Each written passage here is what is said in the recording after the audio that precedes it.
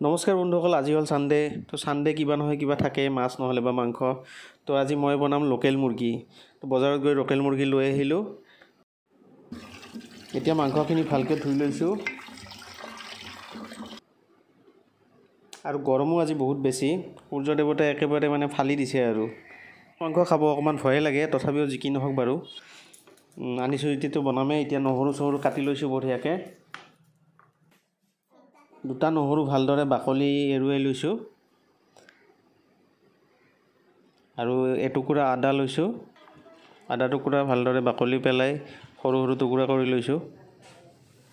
এতিয়া 3টা পিঁয়াজ বাকলি এৰুৱাই লৈছোঁ। এতিয়া পাতল পাতলকৈ কাটি ল'ম।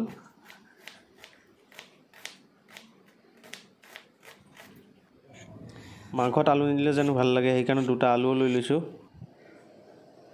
এতিয়া কেৰাহী গৰম হৈ গৈছে, তেল দি দিছোঁ।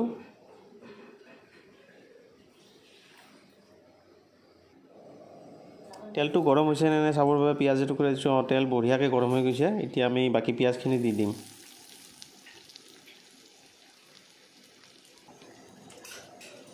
ধুই থোৱা মাংসখিনি দিলোঁ।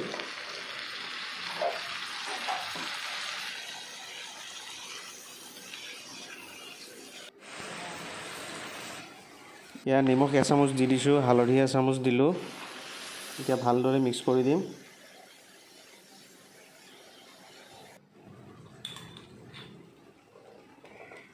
এয়া আদা নহৰু,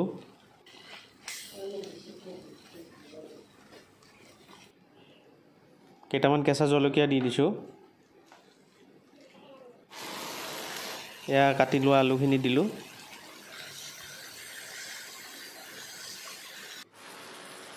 এক চামুচ কাশ্মীৰী ৰেড চিলি পাউডাৰ, কালাৰটো ধুনীয়া আহিব সেইকাৰণে দি দিছোঁ।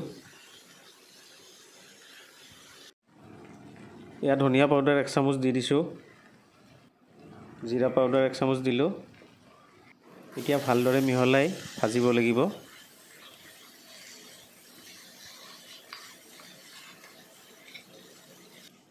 মছলাখিনি যাতে তলত লাগি নাযায় সেইকাৰণে অকণমান পানী দিছোঁ।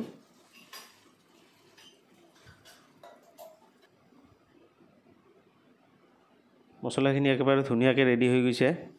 মাংস প্ৰায় ফ্ৰাই হৈ গৈছে। এতিয়া আগতে গৰম কৰি থোৱা পানী দি উতলিব দিম। আৰু ঢাকনিখন বন্ধ কৰি কিছু সময় ইয়াক ভালদৰে সিজিব দিম।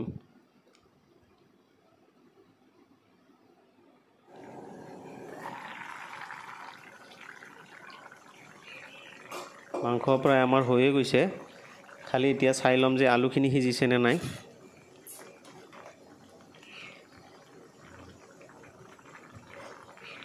আলু সিজি গৈছে একদম, মাংস ৰেডি প্ৰায়।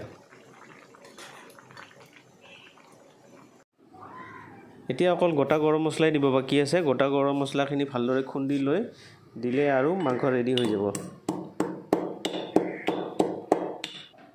মই গোটা গৰম মছলাখিনি দি দিলোঁ, কিন্তু ভিডিঅ'ত নাহিল। যি কি নহওক বাৰু হৈ গ'ল কামখিনি সম্পূৰ্ণ। মাংস একেবাৰে ৰেডি হৈ গ'ল। কি ধুনীয়া কালাৰ আহিছে। ভিডিঅ'টো যদি আপোনালোকৰ ভাল লাগিছে তেনে লাইক আৰু ছাবস্ক্ৰাইব কৰিব। আগলৈ আৰু নতুন নতুন ভিডিঅ' লৈ আহি থাকিম। তো আপোনালোকে ছাপোৰ্ট কৰিব, তেতিয়াহে আৰু ভালদৰে ভিডিঅ' বনাব পাৰিম।